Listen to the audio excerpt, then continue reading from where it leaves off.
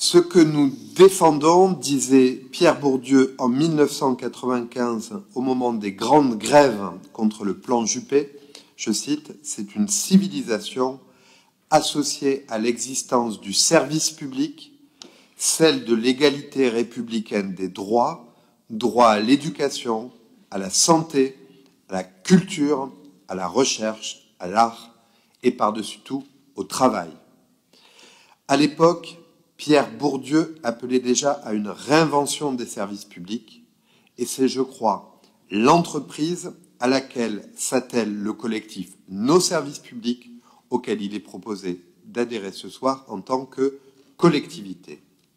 Ce collectif a été fondé en 2021 au lendemain de la crise sanitaire dont on avait un temps espéré qu'elle aurait permis de rappeler l'absolue nécessité des services publics pour permettre à chacune et à chacun de vivre dignement.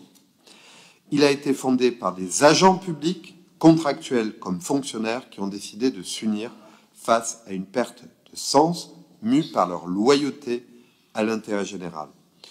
Pour reprendre leur formule, la loyauté, c'est dire les problèmes plutôt que de les occulter.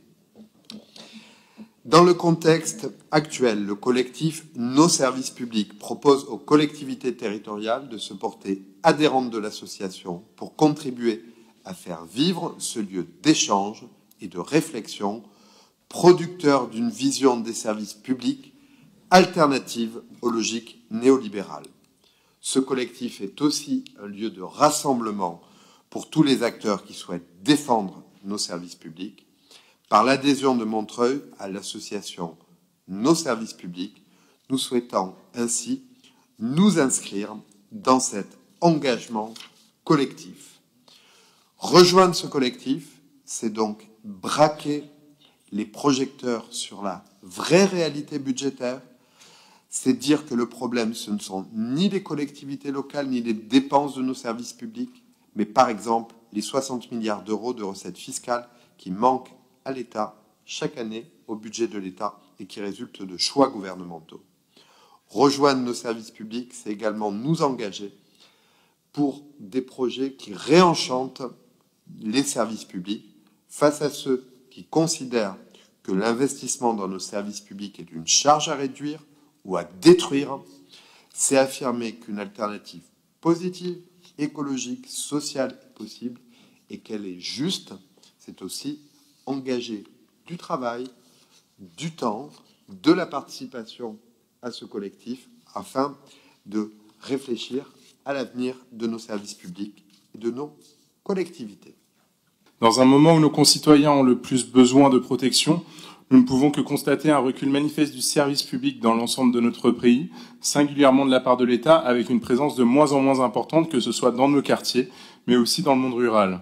Ce phénomène s'est malheureusement accentué ces dernières années avec une forte accélération lors de la période du Covid. Fermeture d'agences et de guichets de proximité, dématérialisation à outrance sans accompagnement des personnes en fragilité, ce ne sont que quelques exemples de la dégradation d'un service public qui est un commun, un fondement de notre République.